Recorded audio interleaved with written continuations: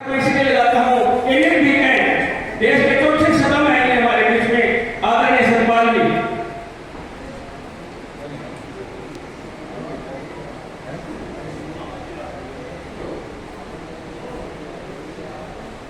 बाबा साहब तेरी कलम से हम राज करते हैं, बाबा साहब तेरी कलम से हम राज करते हैं, तेरी कहानी पे हम नाज करते हैं।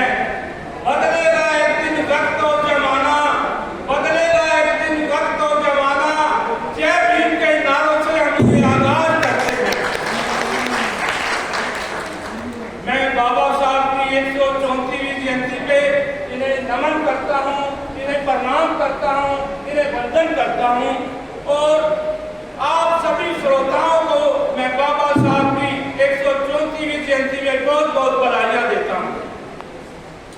मेरे दोस्तों भाइयों, समय समय पर इस देश के अंदर महान समाज सुधारक नेता और संत हुए, जिन्होंने देश के दलित और पिछड़ों को आगे बढ़ाने में अपना महत्वपूर्ण योगदान दिया तथा ताउम्र दलितों और पिछड़ों के संघर्ष के लिए लगे।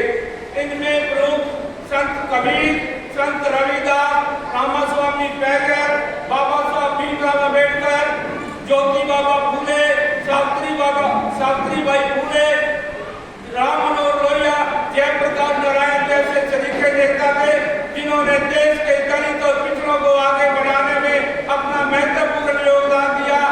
योगदान के कारण उनका नाम आज इतिहास के अंदर अंकित करा कर गए।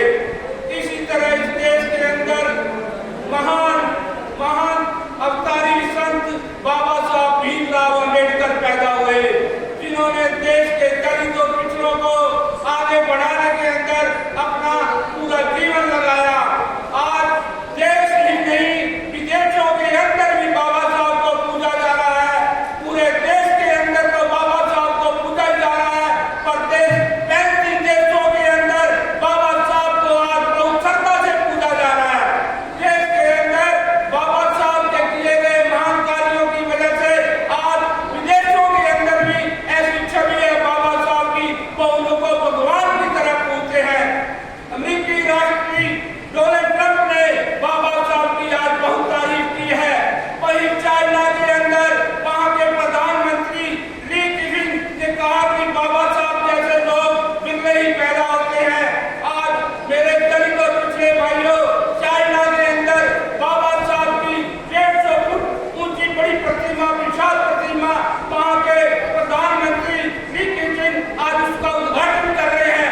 ये आप लोगों के लिए और दलित समाज के लिए बहुत बड़ी बात है कि विदेशों के अंदर भी बाबा साहब का लोहा सर्वत माना जा रहा है। देश तो है, विदेशों के अंदर भी बाबा साहब की ये जो कार्य किए हैं उनको लोग मान रहे हैं। बाबा साहब के पास 32 डिग्रियां थी और उन्हें 9 भाषाओं का ज्ञान था और उन्होंने देश के अंदर उस समय जब आजाद हुआ, जब वो पढ़ रहे थे तो बीएससी की डिग्री सबसे बहुत कठिन डिग्री होती थी। उस समय देश के 2 लोगों ने ही यह डिग्री पास की, एक थे बाबा साहब भीमराव अम्बेडकर और दूसरे आर.के. नारायण। इन दोनों ने ही डिग्री पास की। इस डिग्री के लिए 8 साल लगते थे, बाबा साहब ने 2 साल और 6 महीने के अंदर ये डिग्री पास करी। ये बड़े गौरव की बात है। इसलिए विदेशों के अंदर आज बाबा साहब को ये मान सम्मान दिया जा रहा है, उन्हें नॉलेज और सिंबल की उपाधि दी जा रही है। मेरे दलित पिछड़े भाइयों, बाबा साहब का योगदान हमारे भारत में ही नहीं, विदेशों के अंदर भी लोगों के सिर पे सिर कर बोल रहा है। इसलिए जब देश आजाद हुआ तो देश के अंदर अव्यवस्था थी और उस समय कांग्रेस का एक कैंडिडेट कोलंबिया यूनिवर्सिटी में गया। उस समय ये बात चली कि देश आजाद हुआ है तो भारत का संविधान लिखना है। तो एक डेलीगेट लंदन के कोलंबिया यूनिवर्सिटी में गया और वहां के वाइस चांसलर ने कहा कि वाइस चांसलर साहब, हमें भारत का संविधान लिखना है। कोई एक बुद्धिजीवी व्यक्ति हमें दीजिए जो कि भारत का संविधान लिख दे। तो वहां उस वाइस चांसलर ने हंसते हुए कहा कि मित्रों, सूरज तो आपके देश में निकलता है, आप यहाँ ढूंढने आए हो। तो वाइस चांसलर ने कहा, ये भारत का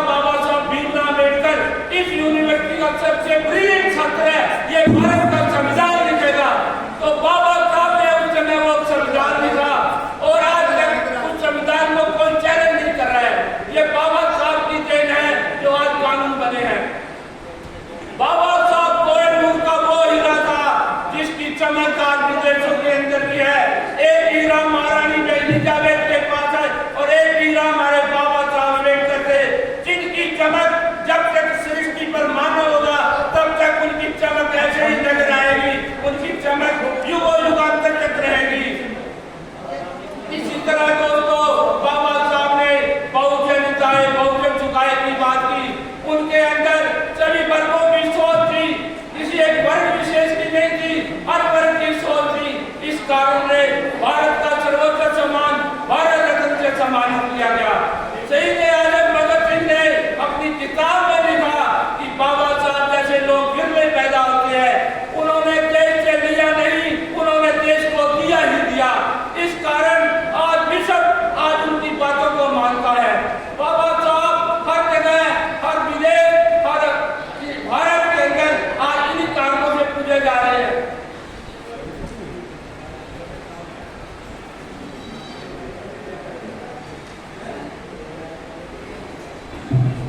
भाइयों बहनों, बाबा साहब ने देश के दलित और पिछड़ों को सबसे बड़ा शस्त्र दिया आरक्षण।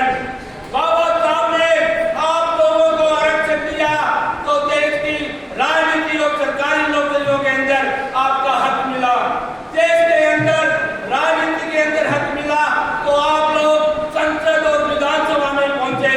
और ये जो आज जो झंडी वाली कारें लेके एमएलए और बड़े बड़े मंत्री घूम रहे हैं, ये बाबा साहब की देन है। अगर ये बाबा साहब आरक्षण दिया तो उसकी वजह से आप ये लोग घूम रहे हैं। अगर बाबा साहब ये आरक्षण नहीं देता तो तुम्हें कोई संतरी भी नहीं बुलाता भाई लोगों।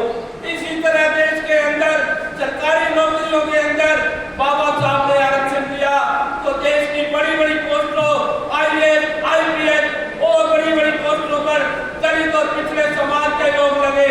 आज बड़े बड़े पुलिस अधीक्षक, बड़े बड़े डिप्टी कमिश्नर और बड़े बड़े ऊंचे पदों पर ये बाबा साहब की देन की वजह है।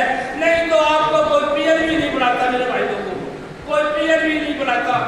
इसी तरह देश के अंदर जब ये आज के जो हालात हैं, इसे देखकर लगता नहीं कि देश के गरीब और पिछड़ों के साथ में आए हुए। जगह जगह पर देश के अंदर जुल्म जातियां हो रही है और एससी और बीसी के अधिकारों का हनन हो रहा है। इस कारण ये व्यवस्था बदलने के लिए आप लोगों को आना पड़ेगा, क्योंकि हमारे भारत के अंदर इस तरह ही दक्षिण अफ्रीका के अंदर भी काले गोरे का भेदभाव था। वहां के राष्ट्रपति नेल्सन मंडेला ने काले और गोरे का भेदभाव मिटाने के लिए लड़ाइयां लड़ी और जेलें काटी। आखिरकार उनकी जीत हुई और वह काले और गोरे का भेदभाव खत्म हुआ। इसी प्रकार हमारे देश के अंदर दलितों शोषितों का आज भी ऐसा ही हाल है, आज भी ऐसा ही हाल है। इस व्यवस्था को बदलने के लिए बाबा साहब ने पूरी लड़ाइयां लड़ी, पर हालात आज भी नहीं बदले भाई लोगों। आज भी किसी को न्याय नहीं मिल रहा है।